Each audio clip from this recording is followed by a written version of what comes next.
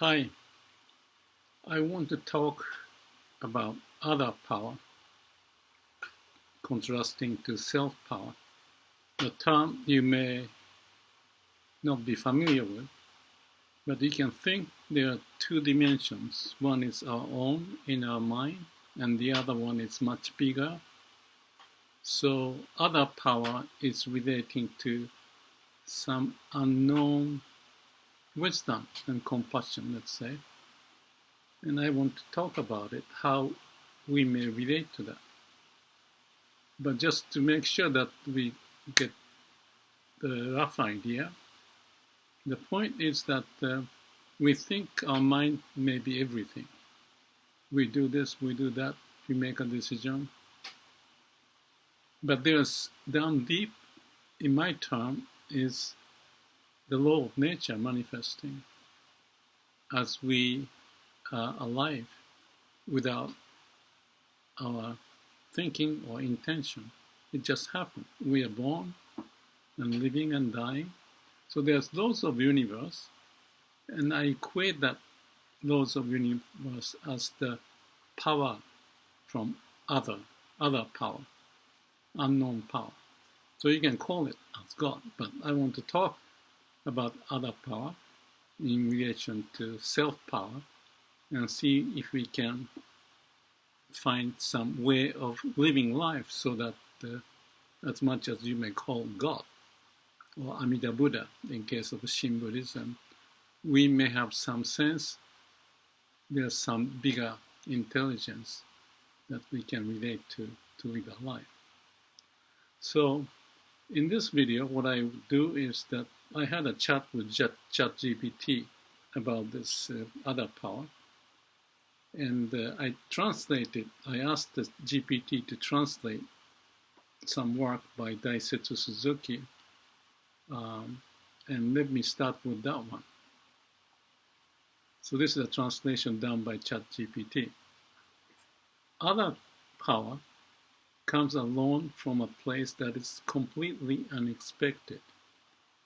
In other words, other power is entirely unrelated to self-powered reasoning, imagination,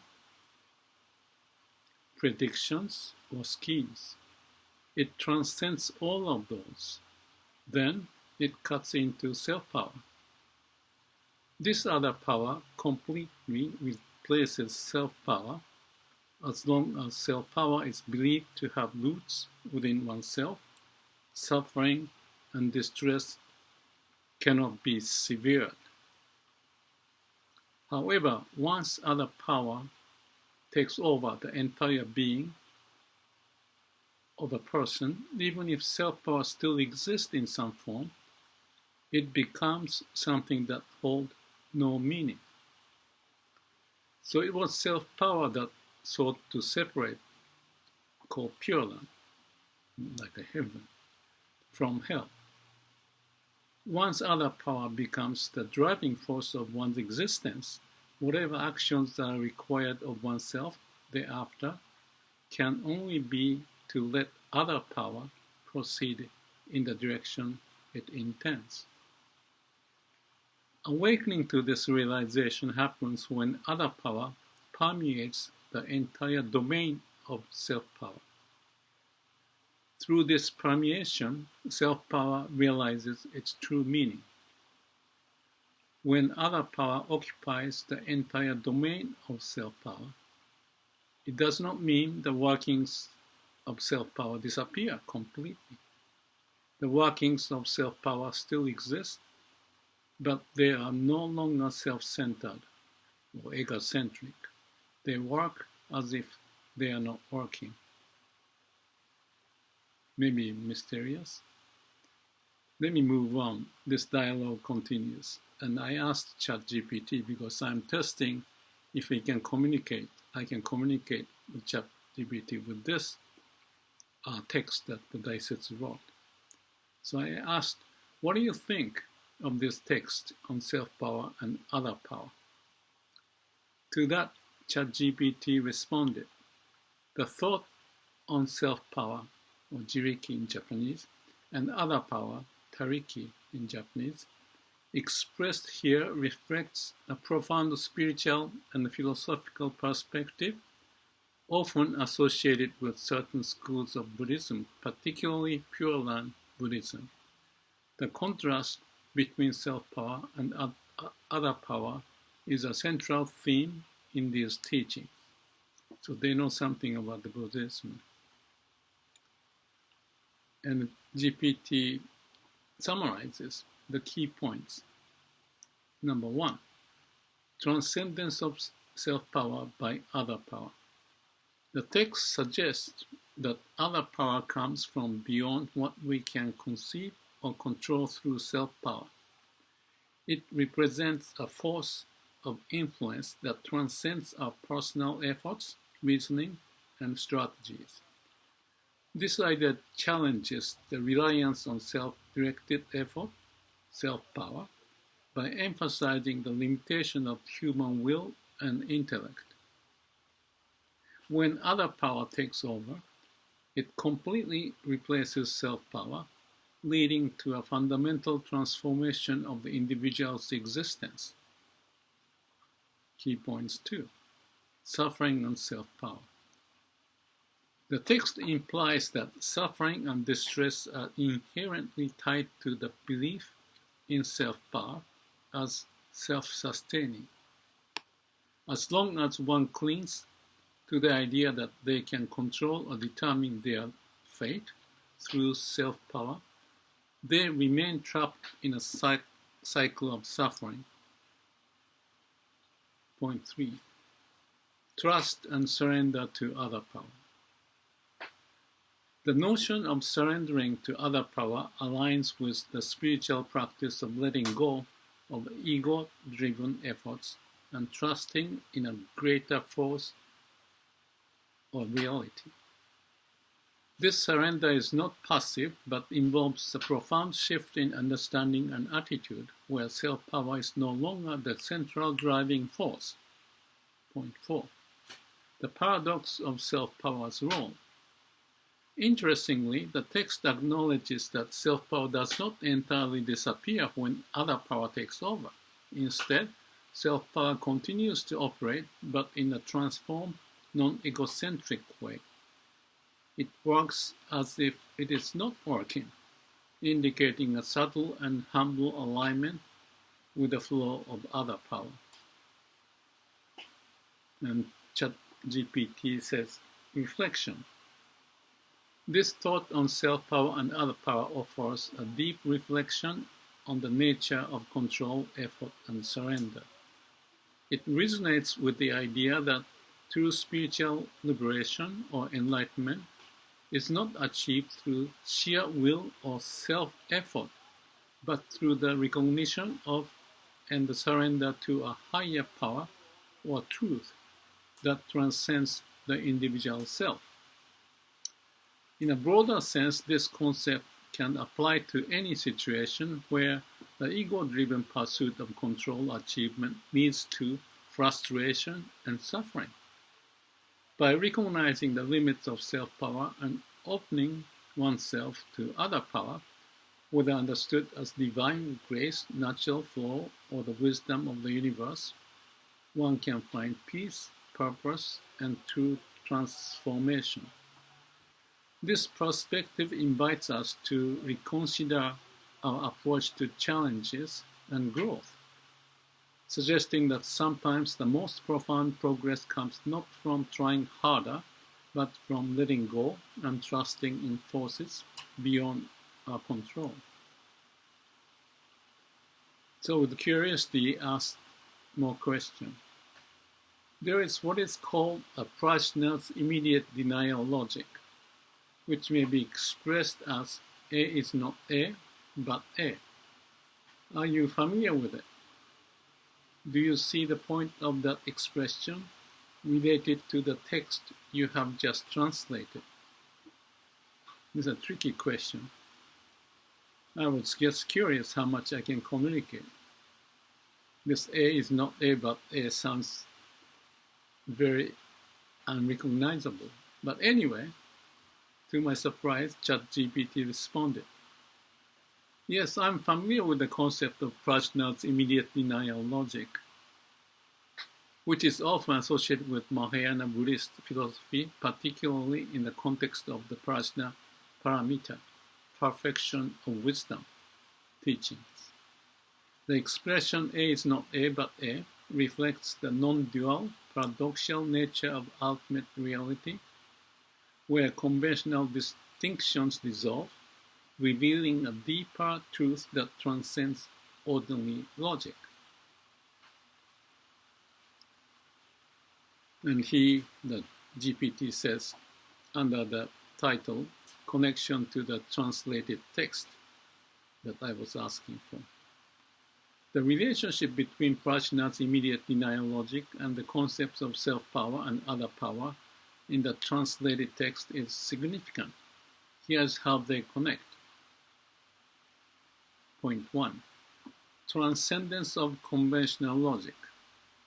The statement A is not A but A highlights how ultimate reality transcends conventional distinctions. Similarly, the text describes how other power transcends self-power, cutting into it from beyond, thus defining the logic and boundaries of self-power. Just as A is simultaneously affirmed and denied, self-power is acknowledged, but rendered insignificant or insignificant by the permeation of other power. Point 2. Paradox of self-power and other power. The paradox in prajna's logic is mirrored in the way self-power continues to exist after other power takes over, but in a non-self-centered way, as it is not working.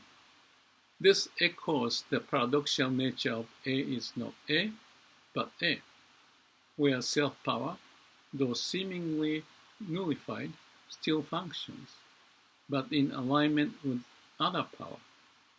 The contradiction dissolves at a deeper level of understanding. Point 3. Ultimate reality versus conventional reality. In prajna's logic, the expression points to the distinction between the ultimate truth, which is emptiness, non-duality, and conventional truth, which is dualistic, conceptual thinking. The translated text reflects this by contrasting the limited scope of self-power, which is conventional reality, with the boundless, transformative nature of other power, ultimate reality. GPT says reflection. Both the prajna's immediate denial logic and the distinction between self-power and other power encourage a shift from clinging to conceptual ego-based understandings to embracing a more fluid, dynamic, and paradoxical view of reality. They challenge us to go beyond conventional logic and open ourselves to a deeper wisdom that transcends the dualities we usually rely on. In essence, both the expression A is not A, but A, and the teachings on self-power and other power point to the limitations of our ordinary perceptions and the profound transformation that comes from realizing and aligning with a higher, non-dual truth. To that, I'm asking more, but I appreciate it first. So I said, I'm glad to find that we seem to be communicating, because the point is whether or not I can connect to GPT at this level. That was the original idea. So I said that we may be communicating. So if I say, I'm not me, but me, would that convey the same message? So I'm challenging again to GPT. What about this? Use the brain while listening to the heart. So GPT responded, yes, the expression I'm not me but me conveys a similar message to A is not A but A. It reflects the idea that the self, as understood conventionally, is not the true self from the perspective of deeper wisdom. The phrase suggests that what we think of as me, the ego, the identity constructed by the mind, is not the ultimate truth of who we are. Yet, at a deeper level, the true essence of me remains, transcending and including the conventional self. This mirrors the paradoxical nature of reality where identity is both affirmed and denied, pointing to the fluidity and non-dual nature of existence. Regarding the use of the brain while listening to the heart, so here's another comment. GPT came back to me.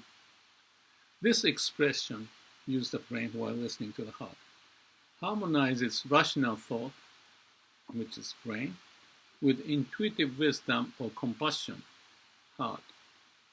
It suggests an integral approach to decision-making and understanding, where intellect and emotion, analysis and empathy, logic and intuition work together. That's pretty good. In the context of discussion on self-power and other power, it emphasizes balancing effort and surrender, reason, and trust. Listening to the heart symbolizes connecting with the deeper intuitive aspects of ourselves, akin to other power. So, you got it. While using the brain represents the practical, analytical side, akin to self-power. You got it. When both are aligned, we operate in a way that transcends purely ego-driven actions, allowing for a more holistic and enlightened approach to life. And I think the next one is my last question. I said, at occasion, I share my thoughts about samadhi on YouTube, relating to no mind and no self, which is also relating to Shila Samadhi Panya, which I may translate as practicing right conduct, having calm and quiet mind, and finding wisdom and or compassion, respectively. Do you have any comment? So GPT responded, your understanding and sharing of samadhi in relation to no mind and no self, as well as the principles of Shila Samadhi and Panya, reflects a deep grasp of key Buddhist teachings. The translation you provide, practicing right conduct, having a calm and quiet mind, and finding wisdom or compassion, captures the essence of these principles effectively. So here's the comment to my interpretation. He further added, point 1, no mind and no self. These concepts are central to advanced meditative states and reflect the ultimate goal of transcending ego and dualistic thinking. In samadhi, the mind becomes so unified and absorbed that the sense of self dissolves, leading to a direct experience of non-duality. Your focus on these ideas aligns with the teachings of Zen and other meditative traditions that emphasize direct experiential realization beyond conceptual thought. Point 2. Sila Samadhi Panya. These three aspects are foundational in Buddhist path. Sila, right conduct. This represents the ethical foundation crucial for creating the stability needed for deeper meditation. Samadhi, concentration, meditation. This is the cultivation of a calm, focused, and quiet mind necessary for deep insight. Prajna, wisdom, insight. This is the fruit of practice where wisdom and compassion naturally arise from a mind that is calm and clear. The way you translate these as practical guidance, emphasizing right conduct, a calm mind, and wisdom compassion, makes these teachings accessible and actionable for a broader audience. Overall reflection of GPT. Your approach of sharing these thoughts on YouTube is valuable, as it provides a bridge between traditional teachings and contemporary understanding. By connecting the concepts of no mind and no self with the practice of Shila, Samadhi, and Prajna, you are offering a holistic view that emphasizes both the ethical foundation and the meditative practice leading to wisdom and compassion. This integration of thought and practice encourages others to see the spiritual path not as an abstract philosophy, but as living, practical guide to cultivating inner peace and understanding. Here's my overall summary. Being sincere and truthful to live our life may lead to living life beyond the self-power, but by the other power. The relation between self-power and other power may be expressed by the prajna's logic, as if we listen to our heart. Our brain may still operate under self-power, but other power brings clarity and alignment, along with wisdom and compassion. That's the end.